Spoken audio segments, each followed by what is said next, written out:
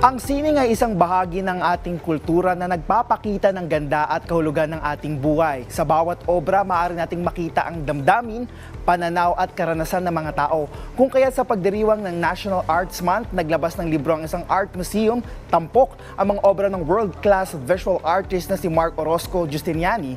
Panoorin po natin ito.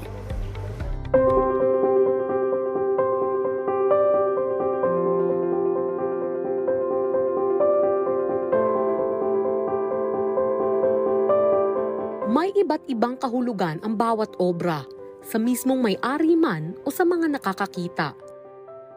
Kaya naman sa selebrasyon ng Arts Month, naglabas ng libro ang Pinto Art Museum, laman ng kanilang Pinto Collection Monograph Series featuring Mark Orozco Justiniani, na isang world-class visual artist. Nakilala si Mark Justiniani sa kanyang mga obrang tumatalakay sa mga ordinaryong Pilipino.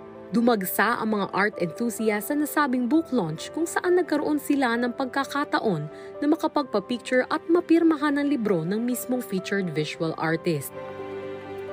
Makikita rin sa nalimbag na libro ang mga obra ni Justiniani na may kanya-kanyang interpretasyon ng bawat writers. Meron din silang partikular na pananaw dun sa trabaho ko. Maaring maraming magkakapareho ron sa pananaw ko, pero may madadagdag din sila. So actually, napapansin ko yun sa mga trabaho. Madalas mangyari na may nakikitang iba yung audience. May general siyang direksyon na binibigay ng artist. Pero at the same time, maraming details na nabibigay yung viewer. Ang mga obrang ginagawa niya ay nakasentro sa issue ng pampulitika at panlipunan o social realism, at kombinasyon ng bigat na nararanasan ng tipikal na Pilipino at kung paano nila ito nalalampasan. Dahil dito ay may mensahe siya sa ating mga kababayan.